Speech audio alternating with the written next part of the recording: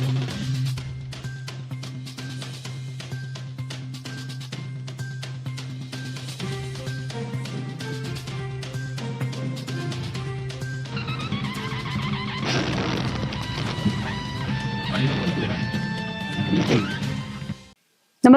आपण पाहता हिरकणी न्यूज.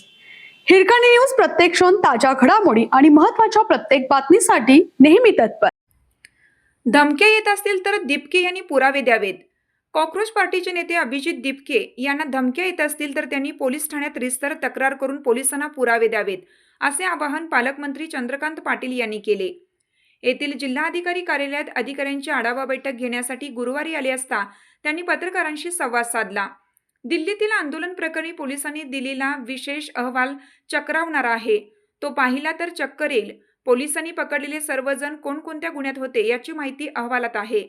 पोलिसांनी त्यांच्या अत्याधुनिक तंत्रज्ञानाच्या माध्यमातून ही आकडेवारी दिली आहे, असंही त्यांनी स्पष्ट केलं.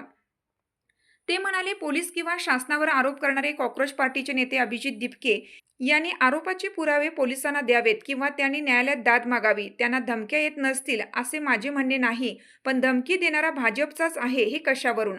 काँग्रेसचा कार्यकर्ताही फोनवरून भाजपचा कार्यकर्ता आहे असं सांगून धमकी देऊ शकतो. त्यामुळे केवळ आरोप प्रत्यारोप करण्याऐवजी आरोप सिद्ध करण्याची व्यवस्था आंदोलनकर्त्यांनी उभी केली पाहिजे.